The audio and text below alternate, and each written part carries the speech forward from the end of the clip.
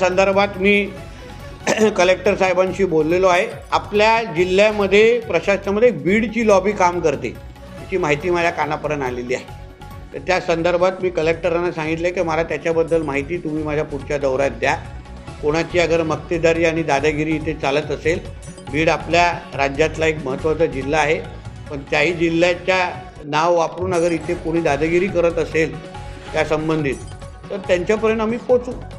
आम्ही मॅनेज न होणाऱ्यापैकी लोक आहोत आणि आम्हाला विकत घेतील अशी कोणामध्ये क्षमता नाही, म्हणून माझ्या जिल्ह्याची कोणी बदनामी होणार नाही एवढी काळजी कोण घेऊन या काही गोष्टी करत। जसं मी तुम्हाला नियमामध्ये काम करा, आम्हाला काही आम्ही तुम्हाला मदतच करू। प्रत्येक खात्यामध्ये नियमाला धरून जो विषय असेल त्याला प्रोत्साहन दिलं जाईल।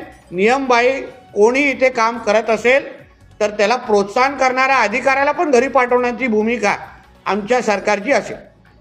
घाटावर सुरू होण्याच्या बरोबर घाटावर सुरक्षा पण ही महत्त्वाची आहे, म्हणून उगाच कुठेतरी अपघात होता कामा नये। त्या दिवशी कसे 5-5 पराभूत उमेदवार गेले तिकडे। माझी इच्छा आहे की त्यांनी परत निवडणूक लढवावी। पराभव करण्यासाठी आम्हाला कोणतरी हवं आहे समोर, म्हणून त्यांच्या आंदोलनाला काय प्रॉब्लेम नाही। कोणी थांबवलं का आंदोलन? गेले आरामात, फोटो काढले, मस्त फॅमिली फोटो आला आणि परत आले। पण घाट सुरक्षित सुरू झाला पाहिजे हा माझा मुद्दा आहे आणि तो आम्ही सुरक्षित करणार आणि घाट दर्जेदार करणार एवढा शब्द माझा आहे।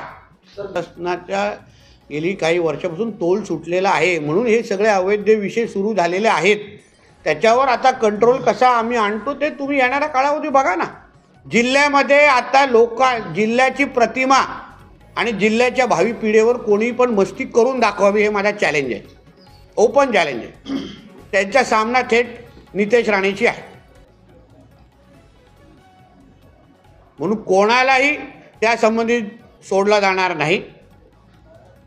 हे असं कोणतरी रेल्वे स्टेशन दाखवण्याची कोणी हिंमत दाखवली, कुठला तो अधिकारी होता त्याच्यावर पण मी पोलिसांना माहिती घ्यायला माहिती घ्यायला सांगितलं, बोला तुम्ही इन्क्वायरी जाहीर करा।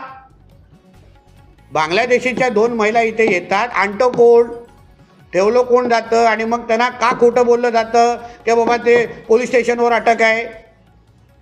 ह्या सगळ्या जे काय मस्ती जिल्ह्यामध्ये चालू आहे ना, जिहादी मानसिकतेला माझ्या जिल्ह्यामध्ये थारा नाही। ठेचण्याचं काम आम्ही करू प्रशासनाच्या माध्यमातून, ते तुम्हाला दिसेल। अधिकाऱ्यांना ज्या खुर्च्या दिलेल्या आहेत ते काम करण्यासाठी दिलेल्या आहेत। सोमवार तो शुक्रवार 100% काम इथे होणार। शनिवार रविवार पाहिजे आराम करा, काही हरकत नाही। सोमवारी सकाळी हजर झालंच पाहिजे। उगाचच्या कोणाला इथे मी सुट्ट्या कोणाला देणार नाहीत। सुट्ट्या घ्यायच्या असेल तर येताना मग तुमच्या हातात अगर नोटीस ऑर्डर असेल तर मग त्याच्याबद्दल मला नंतर तक्रार करायची नाही।